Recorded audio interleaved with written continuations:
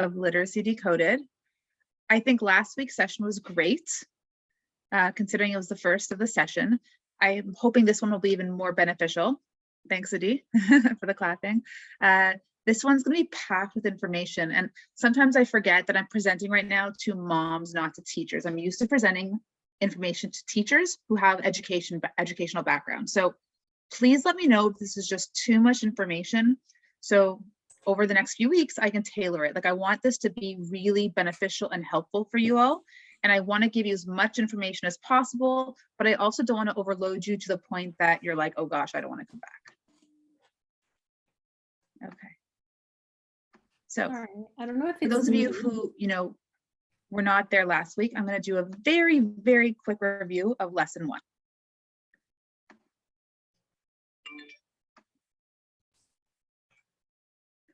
So last week, we spoke about phonemic awareness. Phonemic awareness is essentially the foundation of reading and writing.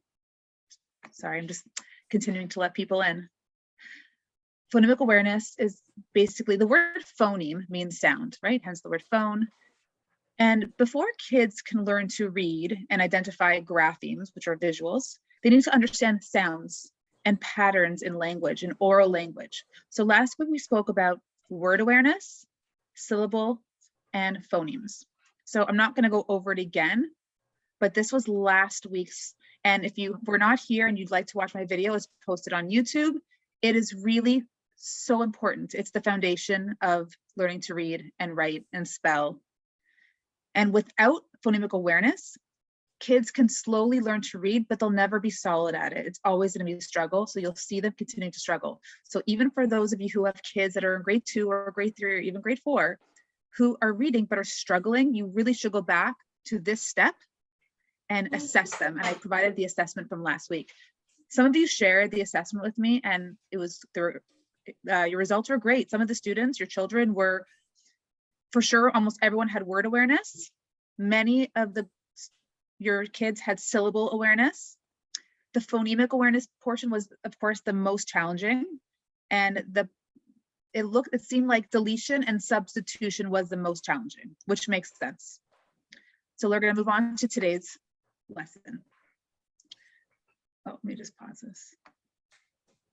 Okay, so once kids have phonemic awareness, or even while you're working on phonemic awareness, you also want to work on what's a consonant and what's a vowel. You'd be very surprised if you were to go into a grade 2 or 3 class and ask them what vowels and consonants were. They may not give you a proper definition. So the definition that I teach my students and my own children is, if you ask them what is a vowel, they should say it's A, E, I, O, and U. And then if I said, what's a consonant, they should be able to say every other letter that's not a vowel. And that's it, simple. It's really important for kids to have an understanding that vowels are essentially the glue that holds words together, and that every single word needs to have a vowel, right? That's really important. Without that piece, you'll see kids spelling without vowels. Once they understand that every word has to have a vowel, you won't see words written without a vowel. It could be the wrong vowel at the beginning, but they need to understand that concept. Let me make sure my volume is on. Okay, let's see this video.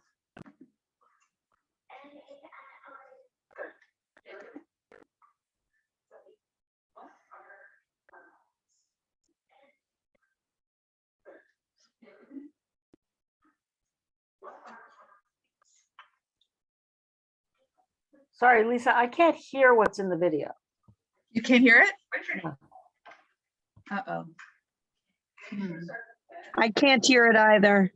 No? Okay. When you shared the screen, did you make sure to share the sound? It's just very, very, very faint. It's my volume is on max. No, it's, Lisa, unshare your screen and then Okay. reshare it. Okay. And when you reshare it, there's a little box that says share computer sound or something. Check that. I don't see that box. No? Oh, yes, I do. Oh, I'm so That's glad it. my IT friend is on. Okay, There thank for you. You teach my kid how to read, and I'll show you tech stuff. We work together. We're good. Amazing. Awesome. Okay, here we go. Zevi, what are the 5 vowels? A-E-I-O-U. Good. Can you hear it? Can you look at me? Okay. What are consonants? The letters that are not vowel. Excellent. Great. Okay, I want you to do something for me. Write your name for me over here. Make sure to start the Z. Oh, other way. Other way. Yeah, that way. Good job. This is just an activity to go along with consonants and vowels. Great. Now I want you to circle the vowels. And yeah, green's a good color. Good.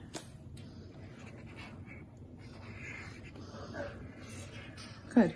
I want you to circle the consonants in what color do you want to choose? Blue. Okay.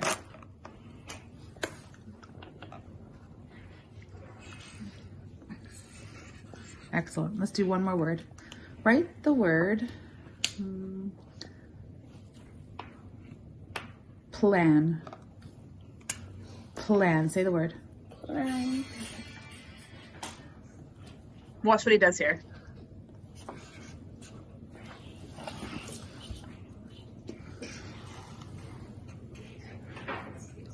What does that say? Plan.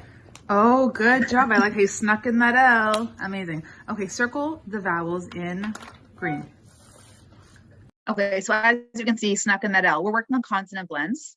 I'm glad I didn't have to tell him that he was forgetting that consonant. He figured it out on his own. But this is an activity you can do if your child does not know the difference between a consonant and a vowel. Or if you ask them and they're still not automatic with your response, then likely you should be doing more consonant and vowel work. So here's some examples: doing sorting activities, looking at your own name, just like what I did, or there's lots of good computer games out there as well with this that helps reinforce this. Okay, next, this is a very, very, very important drill. It's called the visual drill.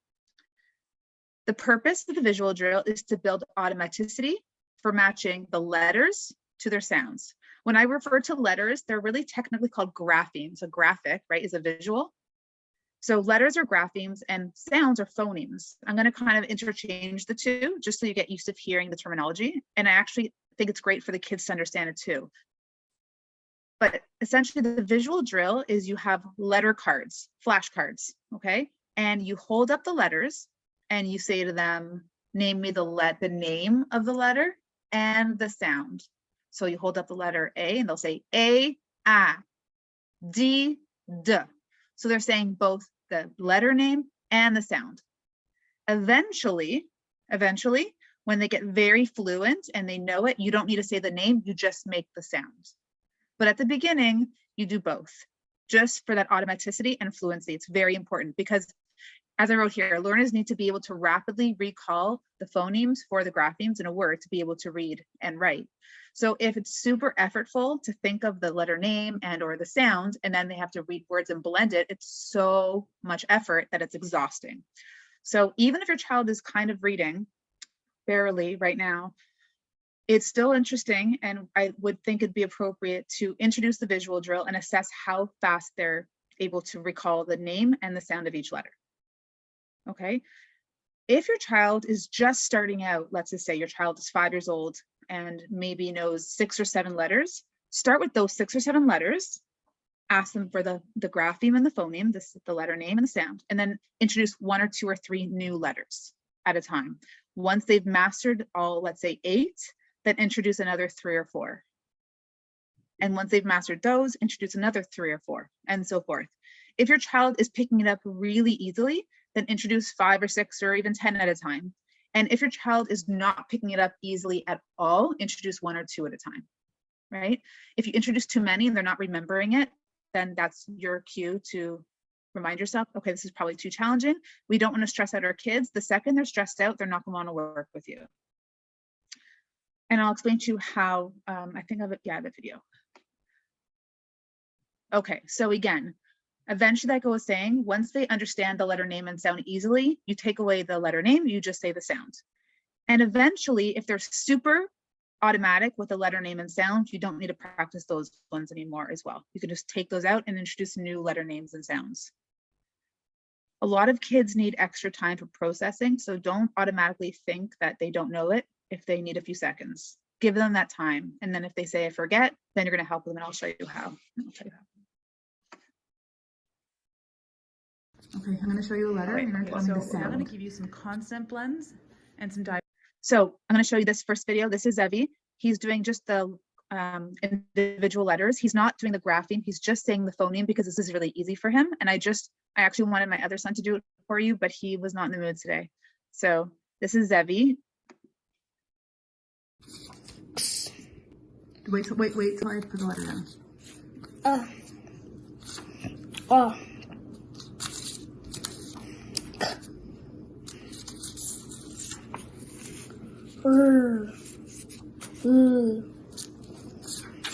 So see how you notice that, oh wait, make a video. He's not adding the after every sound, he's just making the sound. What? Wait till I put it here. What does it say? So do you notice that the way he was saying this, the letters, the sounds were very clear. He'd say z, k. He wasn't adding an at the end. So often you'll hear kids will make letter sounds and they'll say like C, ka, B, b. You don't want that because then when they start blending and reading words, they're adding the to the end of every letter. And then it won't make a word. So for example, if you wanted a child to sound out the word cat and they added the they would say ka-a-ta, ka-a-ta. And they would never know the words as cat. So when you're doing this with your child, if they say ba, ka, just remind them, oh, it's just k, b. Don't add the If your child is, also letter cards come in capital letters and lowercase letters. It's, in my opinion, it's best to start with lowercase letters because most letters are always lowercase. But if your child is a quick learner, then you can just do uppercase and lowercase. This video here is Zevi doing digraphs and consonant blends because he's like a little further ahead. I mean, he's in grade 2. He should be more further ahead than he is, but this is kind of like the next steps. Digraphs. Okay? Okay. You're just going to make the sounds. Make it loud so they can hear you. Der. Clue. Make them loud, please. Okay, everyone can hear you. Okay. Did you hear I just did that? He said, I like how you did both. And he remembers that the TH makes 2 sounds, and he actually included that here. Both sounds. You hear that? He said and very good. Sure. Amazing. So that's letter drill. It's really simple. You literally can just write letters on paper. It doesn't have to be fancy at all. You could have nicely printed ones. You could just write it out. But becoming automatic with this is really important for a learner to read fluently and automatically. Okay, so let's say you introduce a letter and they're forgetting the letter, the sound, or the name. Then this is what you do, okay? The first thing you'll do is you'll ask for the letter name, you'll tell it to them, and then you make them trace it on any surface 4 times. So let's say I showed the letter C and he forgot the sound or the name. He's like, and he said a different sound. I would let him know, no, that says C, k. Trace it times, we trace it 4 times, C, k, C, k, C, k. And then I'd ask him for a word that starts with the sound k, and he'll give me a word like cat. And then I'll put a picture on that letter card for him as a visual cue. Okay, so next time he sees the C, he'll see the little picture of a cat. It will remind him, and he'll say the word. Oh, k. I also like to do body gesture using your kinesthetic to remember. So it might say C, k, right? Or cat, make little, cat ears. But including visual, auditory, and kinesthetic is very important for memory. So that's how, and I'll show you some visuals. I actually have visual cards automatically printed with the letter and a little tiny picture in the corner. So that's like a prompt. So that's how you teach kids what the letter and sound says if they don't know it yet. So far, is everyone following with me? Okay. I just want to say you taught me two new things already. I didn't know you didn't say the at the end of a sound, like but. Yeah, And the two different sounds for the blends. Who knew? yeah. Thank you. It's true. Who knew? And there's actually so, and on that note, let's just say the kids have only learned that the C says k, that's what you expect them to say. But eventually when they learn that the C can also say s, then they'll actually make both the sounds. So as they learn more of the rules, they then will show it more in that visual drill. Thanks for sharing. Okay, so this brings us next to the auditory drill. Oh, yes, Adi? Sorry, Lisa, quick question. Is there, I mean, this is gonna sound silly, is there like a list of common blends? Yes, Like, where I have could it get all. The list to. I have every single blend in the English language, beginning blends, ending blends, and everything in the middle. Okay, And I will share that with you guys. Yeah. that would be awesome, because that way I don't have And I to. made them I pretty and I forgot this. added rainbows to them. Yeah, yeah. It's really helpful because once they know the blends, then when they see the blends in words, they don't have to sound it out. They automatically know it. Right. So Right. it just makes reading that much easier for them. So I'm just charging my computer. Okay. So the auditory drill is almost the opposite of the visual drill. Instead of showing them a visual, a picture, you're actually just giving them the sound. And then they have to give you the letter and write the letter. So it's kind of the opposite, but equally important. So I wrote here, the purpose is to build automaticity for matching the sounds to the letters. So instead of matching the letters and the sounds, they're doing the opposite. And learners need to rapidly recall the phonemes, the sounds, right? This is very important for spelling, but it's also important for reading. So for the auditory drill, the steps are you say the phoneme, the letter out loud orally, right? They're not seeing any picture, you're just saying it. Then you ask them to repeat the sound. So making sure they heard it correctly and they can make that sound. Then they're going to draw the letter and tell you the name of it. And it's fun. Instead of doing it with a piece of paper that's boring, you might want to use like a boogie board or sand on a tray, or even whipped cream if you don't mind a mess. However you want to do it, but when you make it fun for them, they're going to want to do this. This drill is my kid's favorite. Again, remember that you need to give them processing time. Some kids need more time to process, and as they build automaticity and they can rapidly recall it, they'll need less time to think about it. But don't correct them until they say to you, until they make an error or until they say, I don't know. So I have a video for this. So this drill, eventually, like the visual drill, if the child is really rapid and can do it very, very quickly, you can move on and then do new letters or new sounds. And when you're making the sound, make sure you don't add the also.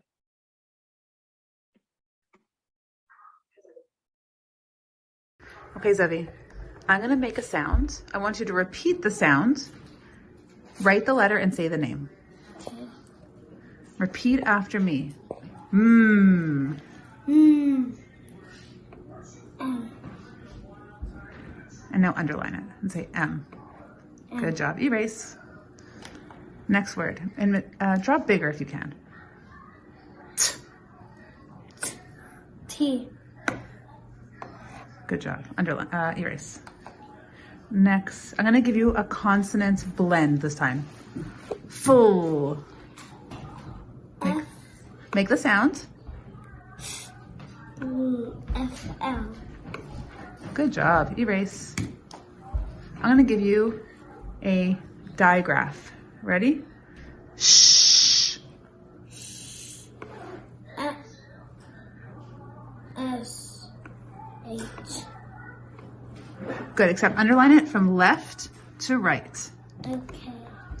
The reason why I said underline it from left to right is that's the way we write in English, left to right. So it's important when they underline the phoneme, the letter, that they make the line from left to right. Small question, why is underlining important if he's writing it out?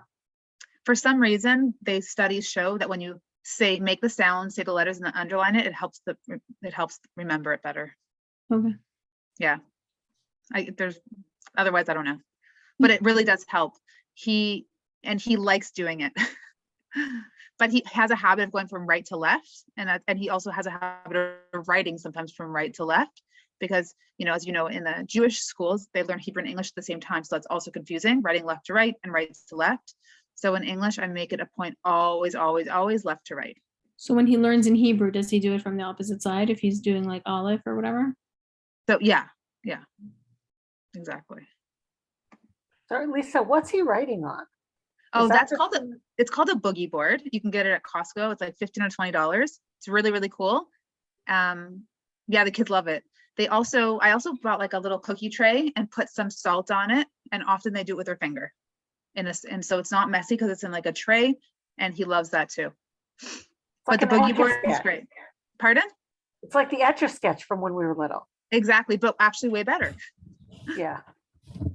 Okay, so if a student or if your child makes a mistake here, like let's say you make the sound p, and he or she draws a B or something like that, then again, you just ask for the letter name, you make them trace it 4 times on any surface, and you give them a key word to remember it and a body gesture. Same thing, right? Visual, kinesthetic, and auditory.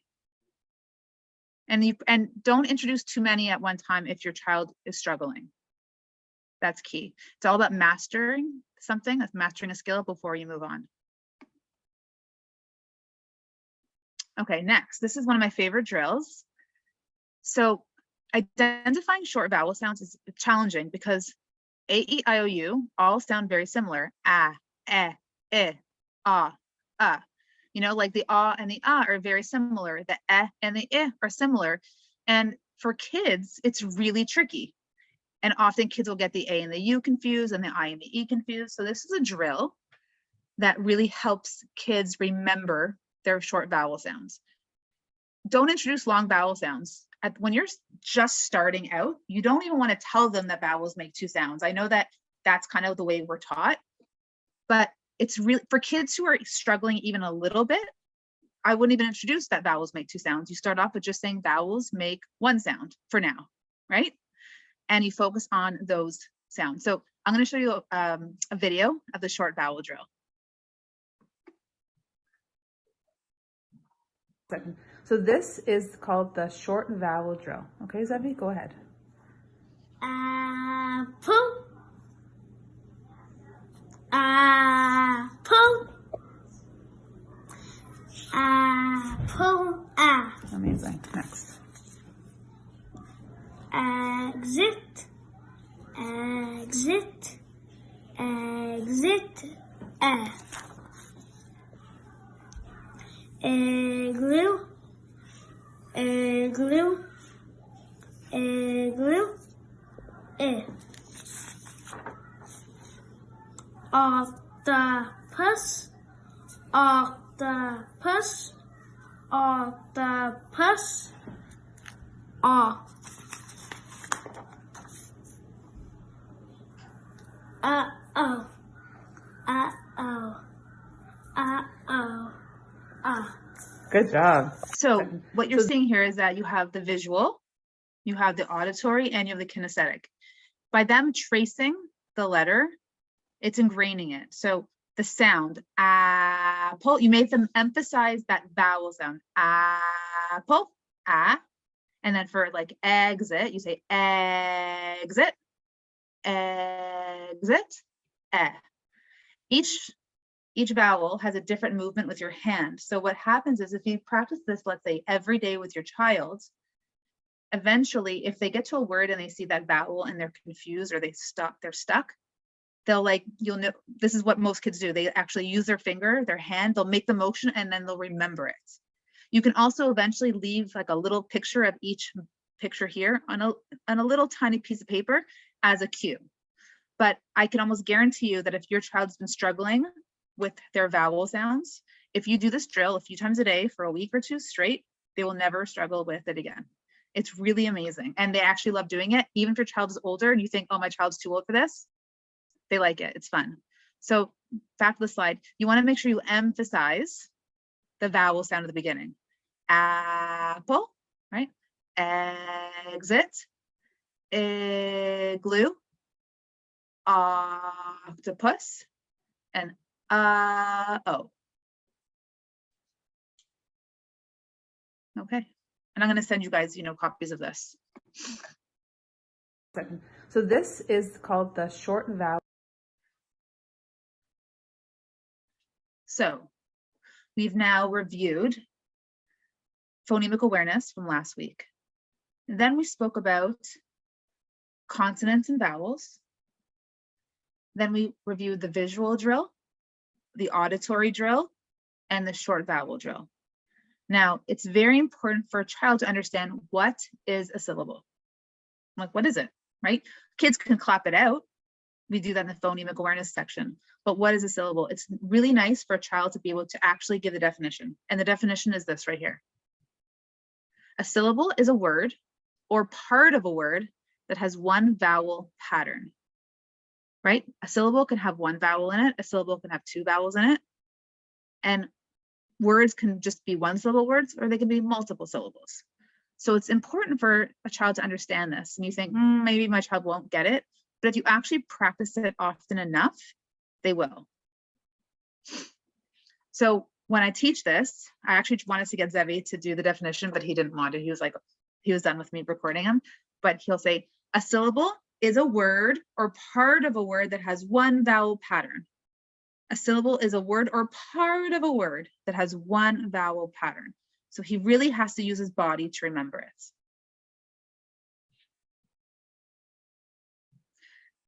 There's also little cards. When you teach a child, your own child or a student, if you're a teacher, a definition, what I do is I have it printed on a card and I give it to them in their book. So they can take it out, and even if they're not reading it, it's still there for them to see. And as you introduce new concepts, new rules, you print it out and you give it to them. Okay, last. This is going to be basically one of the most important parts of learning to read is, what is a closed syllable? So once a child knows what a syllable is, I wouldn't move on to this right away, okay? But let's say your child's already on their way to reading, or they are reading. I mentioned before that you only want to focus on short vowel sounds and words with short vowels. So that's where you start. So a closed syllable is a syllable that has a short vowel. The vowel sound is short. Sorry, you know what? I just realized I made a mistake here. I have to change it. It's supposed to say here, one vowel. Okay, I'm going to change that. A closed syllable has one vowel. That vowel sound is short, and there's a consonant at the end. It's actually closed by a consonant. These are essentially called CVC words, consonant, vowel, consonant. These are the words when you're reading those very basic, easy, decodable books, you know, readers. There's no long vowel sounds. There's no magic E at the end. There's no two vowels go walking. They're just really basic closed syllable words. And I'm going to show you, I'm going to give you an example.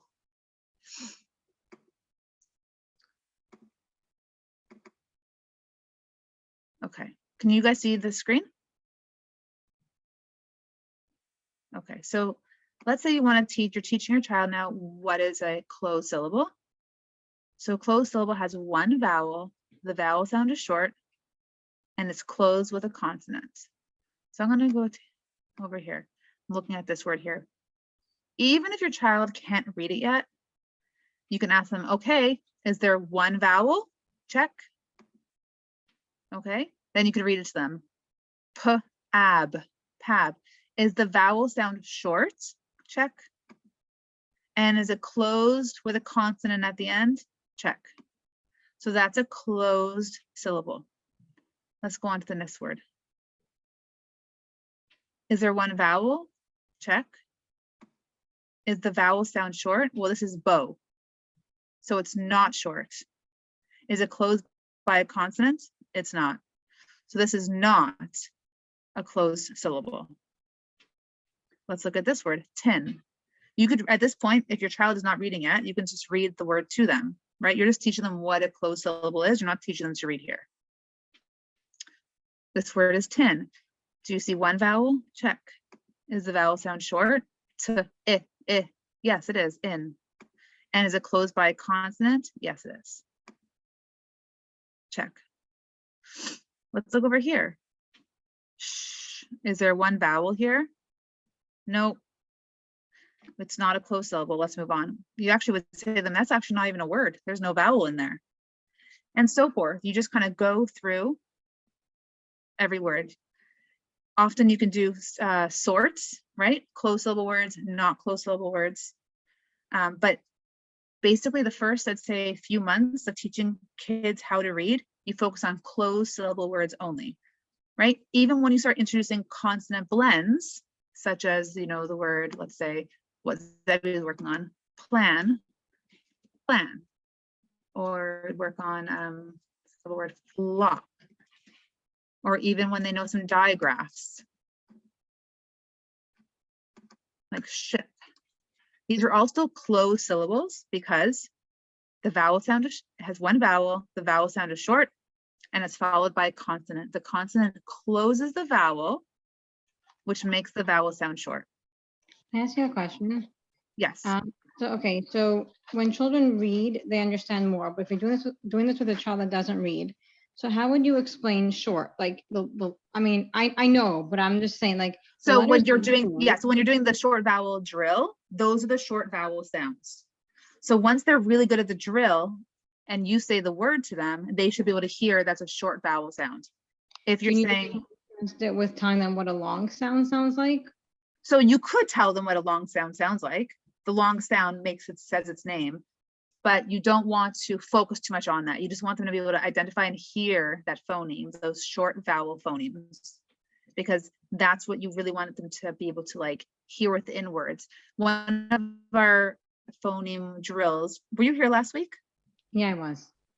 Okay, so when we were speaking about the beginning sound, middle sound, and ending sound, the middle sound is the hardest sound to hear.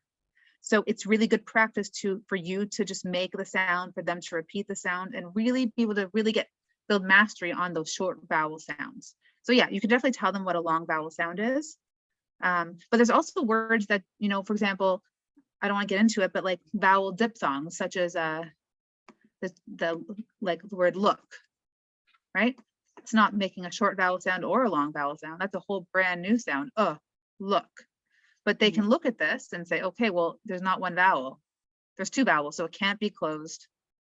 Right. For them to be able to just identify right from the beginning. If your child is really at the beginning of they don't know their consonants or vowels yet, I wouldn't introduce this yet. This closed syllable concept should come once your child has a decent understanding of what consonants and vowels are, and they could have enough consonants and vowels to be able to blend some words. If your child, let's just say, knows the short vowels A and U, and they know 7 consonants, you can actually start reading words with just those 2 vowels and 7 consonants, right?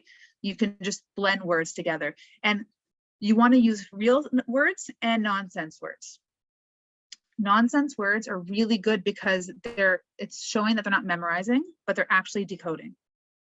They're not looking at a picture. They're not recognizing the visual of that word. Like the word cat, eventually the kids will memorize that word cat, or the word can. They can just memorize it. That's why you also want to give them words to read that they've never seen before, because they're not real. And I call them nonsense words. Right. Okay. I actually had a question about the nonsense words. And sorry, I don't mean to interrupt the lesson. No, this is good. This is great. We're pretty much done. Okay. So I did the activities with our daughter and my son. They're different ages, and I'll ask questions at them, but just because you mentioned the nonsense words. So when it came to replacing the first sound and to make a new word, let's say you have the word fun, so then you have to replace it, right? Bun. Right. So that went really well. Then there was one nonsense word like soft. I don't know. I think that's what the word was, but she couldn't figure out how to replace it because it disturbed her equilibrium because it wasn't like in her vocabulary. I just thought it was interesting. Right. Yeah. So it's not. She told me foss, then she told me fawn, and I said say the word, let's do it again. It was just interesting to me. Yeah. So that they definitely need lots of practice. Nonsense words are very, very important in the process of learning to read and learning to spell. Okay, thank you. Does anyone else have any questions? I have a question on last week's, the homework that we did with the kids. So could I ask, or? Of course, yeah. Okay, cool. Okay, so I did the whole thing with my daughter. And what I realized that she's having, she's 5, she's an SK. And when it comes to rhyming, she's fine. But what she's having extreme difficulty is like the syllable. So I was teaching because she's very visual. Like me and my husband are extremely visual people. So like even in high school or anything like that, when a teacher was trying to explain, I physically like have to see like a circle with something, like I physically have to see it. So when it comes to like clapping, for her it was very difficult. Like I was writing notes every time, like with every exercise I was writing notes like what she didn't understand, so I know what I like the same thing over and over. And when it comes to clapping, for someone that's very visual, how do I like make it, I mean, more than like actually physically clapping, but So they can have like maybe on a piece of paper, have some circles, colored circles, and they can see the circles and they can count how many circles. So if the word is, you know, I don't know, table, they can see, like, let's say you have an option of 1 circle, 2 circles, 3 circles, then table, hopefully they'll think 2, and they'll see the visual of 2, like of 2 circles. okay. Right? How- Or you can write the word table and you can scoop it, table. Okay. So For they see example, you like doing the word house, right? Yeah. I know it sounds so dumb, but would you say house? Because yeah, it's you say house because one, guess what? House It is can- actually, right? House. pardon? Or no. No, because house- house is 1 syllable. It has more than 1 vowel, right? But actually only has 1 vowel sound. A syllable has a 1 vowel sound. House has 3 vowels, right? O-U in the middle and E at the end. Yeah. But it actually has 1 sound. House. H, ow, s. Those are 3 phonemes there, but 1 vowel sound. So house is 1 syllable. Okay, because the way she was breaking it down was like house, and I was like, Right. I don't know if that's wrong or not. It's wrong, but it's common for kids. Kids have an easier time with 2 and 3 syllable words than 1 syllable word. Yeah, it was very hard for Because they think you're tricking them. They think you're tricking them. So they're like, like the word bean. My son used to say bean, not bean. But you just have to keep practicing and keep modeling it, and eventually they will get it, and use visuals for sure. Yeah, because I also realized anything after 3 was very hard for her to memorize, that how many times she was clapping. Right. She wasn't able to do that at all. I'm gonna minimize this. Okay, I want to show you something that I created for all of you. So again, if you know 100% sure your child knows their letters and their sounds, great. But if you're not 100% sure or you're curious, this is a great little assessment. So what you do is with letter cards, which I can show, I will email you all. You will have, actually, I'm going to need to get everyone who's here your name so I can send them to you. Maybe in the chat box while you guys are all here, just write your first name and last name and email address. Okay, because I'm only sending my resources to those of you who are live. So this visual drill, what you do is you present a letter card to them, and you're going to ask them again, what's the letter name and what's the sound. Don't do it in order from A to Z. Mix the letters up. And then let's just say here, you present the B to them and they say B, B. Then you do check mark and check mark, right? But if they said B and they said S, you do check mark for the name, and you do you leave it blank for the sound. Or even better, you'd actually write the sound that they made, the error they made. There's capital letters on this side, and then there's lowercase letters on this side. You'll notice that lots of kids will get the B and the D confused, right? So if they see this one, and they might say B, B, write that down. Or they might say C, S. So write down they made the S sound. Because when you're teaching kids, you don't teach kids that the C says until later on. If your child is extremely bright and is picking up skills really quickly, then you can. But really, if your child's struggling even a little bit, you just introduce one thing at a time. So this is a really great way. I'll send you the letter cards, and then I'll send you this. And then for the auditory drill, that's where you have to actually just make the sound, and they have to draw the letter. It could be on paper, it could be on a boogie board, it could be on sand, whatever you want. It could be with a marker or a highlighter just to make it more interesting. If you have a child who actually can't write, let's say their fine motor skills are just not there yet, you can actually use magnetic letters, and they could just point. Right? You can modify it for all learners, really. So this will really give you a good idea as to what letter names they know, what sounds they know, which ones they don't know. And you might be surprised that here on the visual drill, they're getting perfect, but on the auditory drill, they're not fluent. If you notice that it takes your child like seconds to respond and recall it, it means they're not fluent yet. And if they're not fluent yet, that means that reading is gonna be hard for them, because if it's that much effort to identify the sound of one letter, how much effort is that when you're reading a word of 3 or 4 letters? And that's exhausting for a child. And I can relate, because right now I'm just trying sort of learning how to read in Hebrew. And honestly, if I read 10 words, I am exhausted. It hurts. It's so much work that I can totally relate to all of the kids who are learning to read right now. So this is really good. And that gives you, I wrote the instructions here as well, just in case you forget. What else did I want to show you guys? So I also have, oh yeah, so here's letter cards that, like, let's say your child's way beyond the individual consonant and vowel. Here is where you start working on blends, right? You print them, you cut them out, and they should be able to say per, sk, shul, sure, skur. You want them to be fluent, right? And these are beginning blends all here. And then if you go on back here, these are all ending blends. They're even harder. They're odd to say on their own, but it's important that they can. So kt, dist, dith, ulb. It's actually very awkward and uncomfortable, but it makes a huge difference when they learn them. This comes later. And then, so these are the ones that I was showing you that I was doing with Zevi. These ones I'm going to share with you. So I'm going to show you what I did is I have capital and lowercase. And then these ones here, see how I put a little visual on the bottom? These are for kids who, let's say, are still kind of stuck.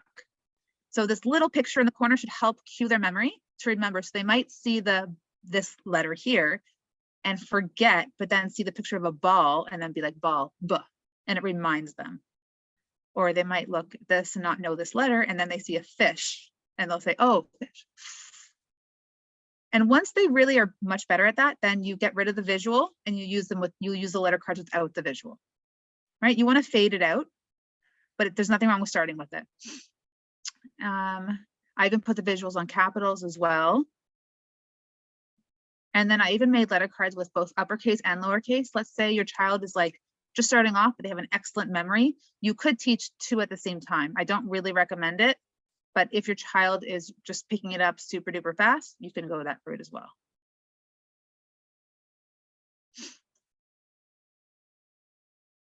So when I share this with you and you do the assessment on your child, I would encourage you to use the ones without a visual, right? Because with a visual, it's a little bit of like a cheat sheet.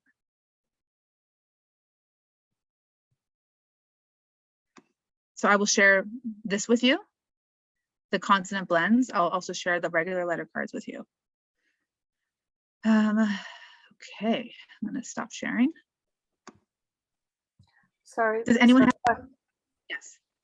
Question. If the kids are getting mixed up again with the like B and D, like in like, I don't want to say flipping because that implies dyslexia. Like I'm not, but I'm just like where the letters are, you know, Yeah. not where P and B often will like, you know, like P at like, what are skills like? I'll show you. Yeah. So first of all, by the way, the whole concept of like flipping letters means dyslexia is not true. Dyslexia. I know. So yes. I didn't want to say Kids what it who are was, but I know that, you know. Yeah, kids who are dyslexic do flip letters, but lots of kids flip letters at the beginning because the B and the D look similar, the U and the N look similar, the T and the F look similar. So this is a good one. This one right here is very good. You have your child make the B and the D, and Zevi, who's in grade 2 now, still does this. Whenever he's writing, you're making a bed, okay, with your hands. Whenever he's writing a B or a D, or whenever he's reading a book and he's not sure if it's a B or a D, he looks down at his hands. He knows that this one's the B. He sees it.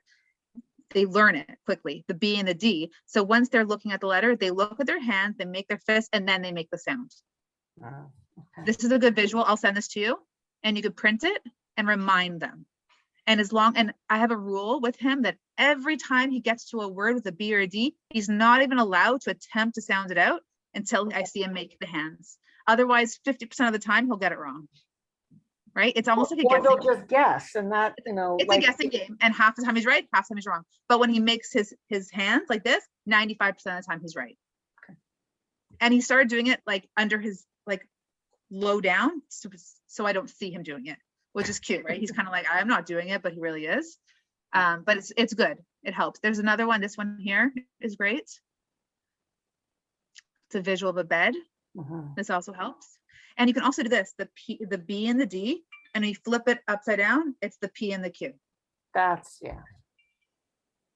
But how are they gonna remember that's P and Q? Like bed is So- easy because it's B and D. So But, the P, because most kids know the P, it's the Q that's confusing. okay, But if they practice enough, they'll just remember that this hand is the P.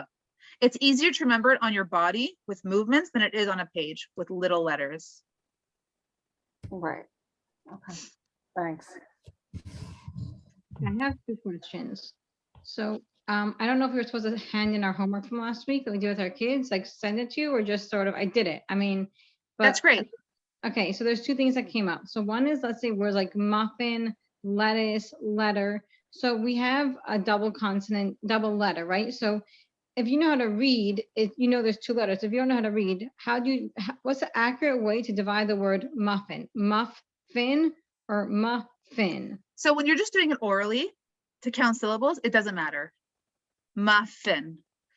But once you actually learn to properly divide words into syllables, muffin is actually two closed syllables.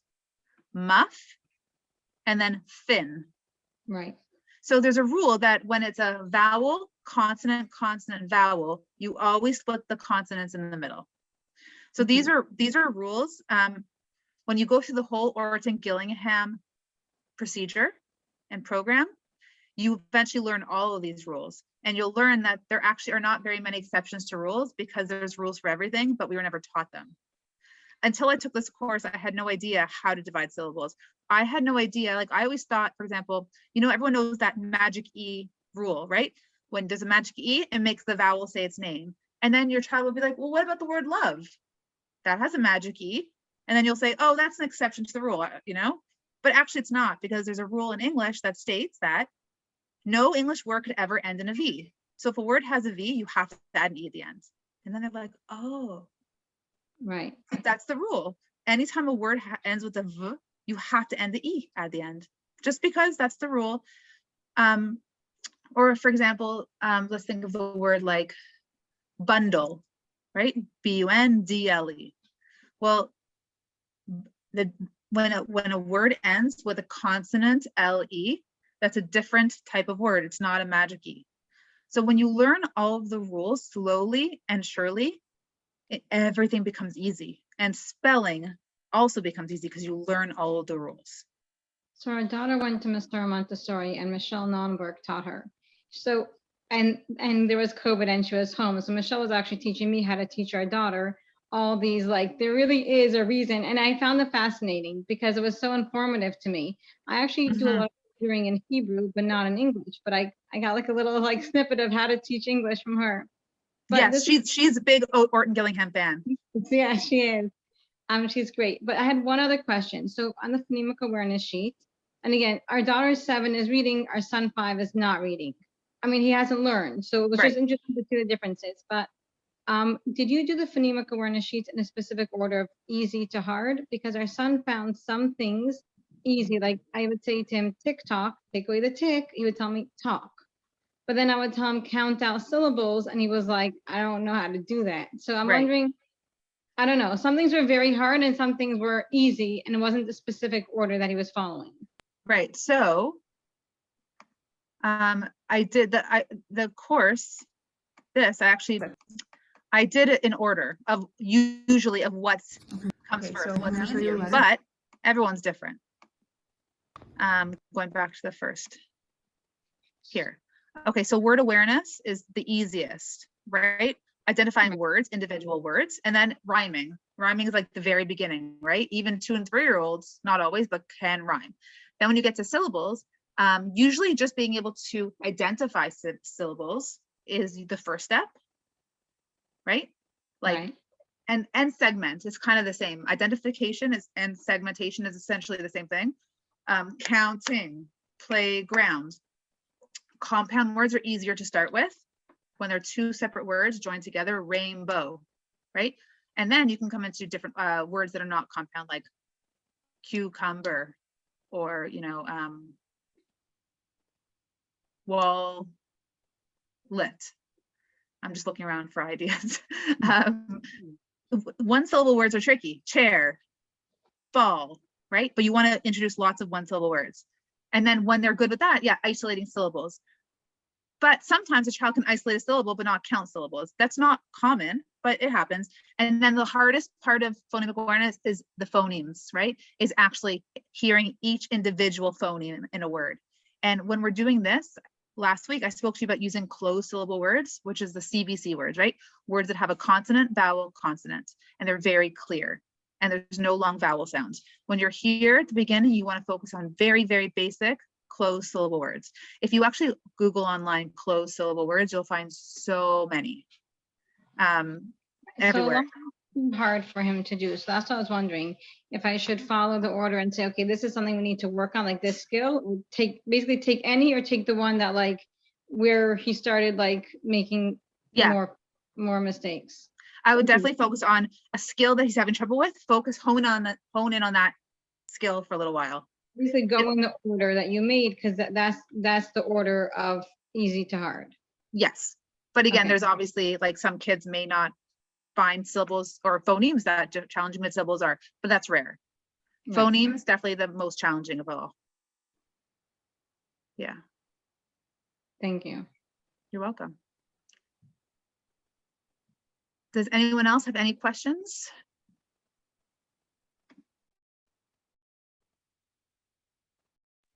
Yeah, where are all the English, where are all the rules for English? Okay, so there's no real one place. There's good programs out there. With Orton Gillingham, which is what we're working on, which is what I'm teaching you. There's no perfect booklet that's going to give it to you all. There's a progression. So basically, I'll tell you this, there's a total of 7 syllable types in English. The first one is a closed syllable, and that's the most important because that's the foundation.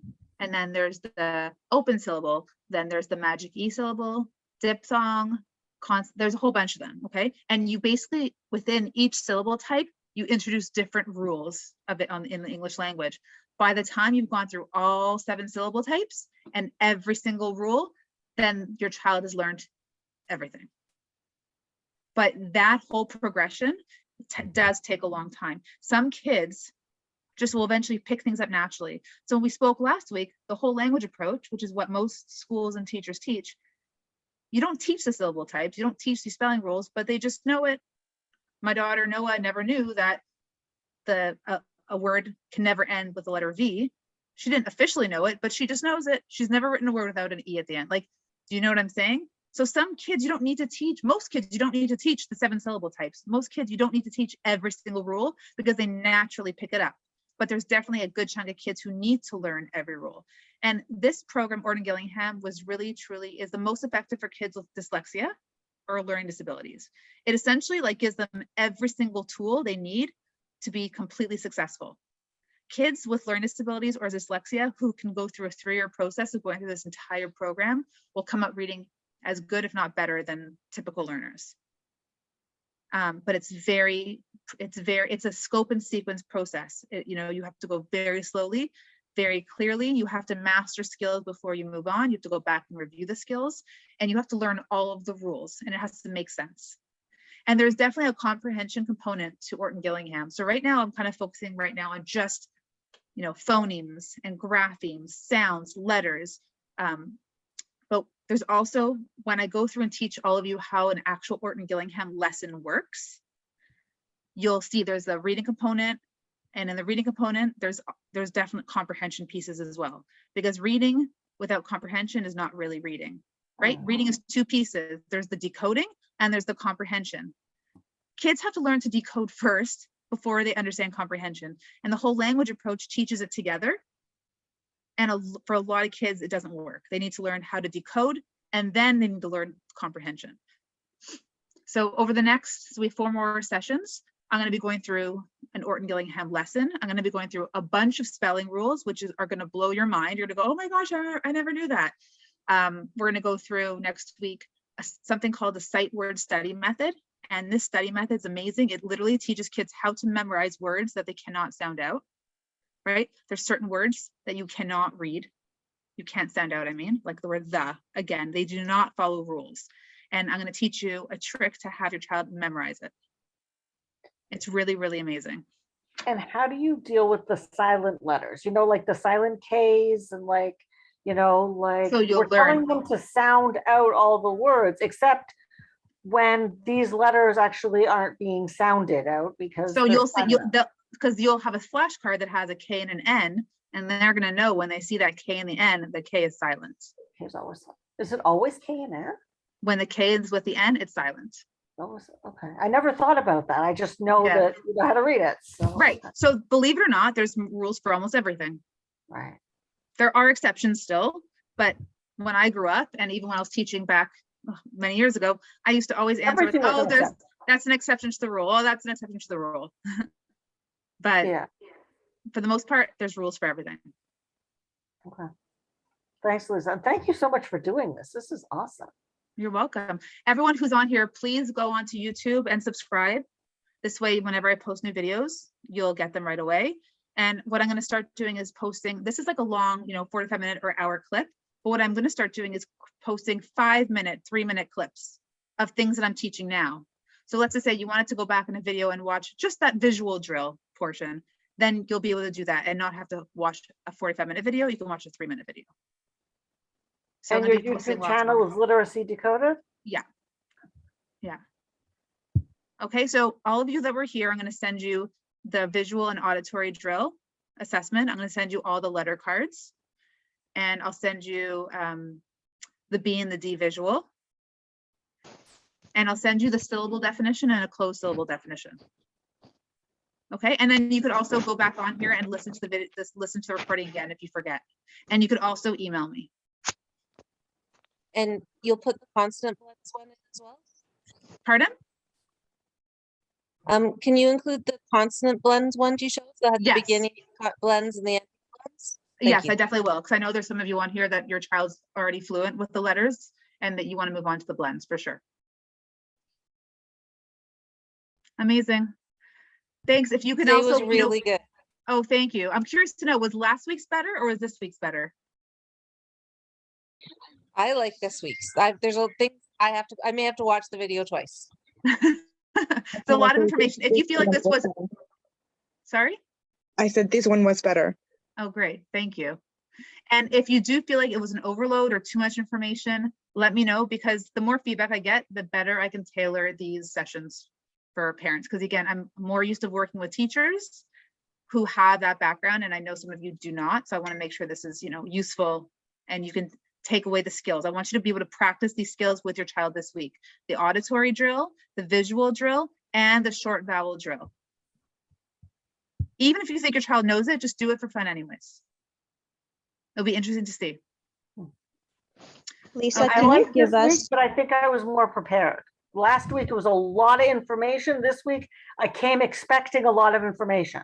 So Great. it wasn't as overwhelming. Great. Lisa, can you give us the slides as PDFs or list all the activities in one single document so we don't have to come back to this video? Yes, I can do that. I will list the activities for sure for you. I don't want to send out any of my videos as PDF just yet, right? Okay. But definitely I can write out what was taught in last week's and what was taught in this week's. And then again, like I said, I'll start making little mini clips for you. So if you want to go back, you can watch it for just 2 minutes. Okay. Okay. Thank you so much. Feel free to, reach out to me anytime, and please share my Literacy Decoded Facebook page. Tell your friends if you know anyone who has kids who are struggling or you think would benefit from this. Please, give them the link to my page, help tell them about my videos. I'd like to spread the word. Bye, everybody.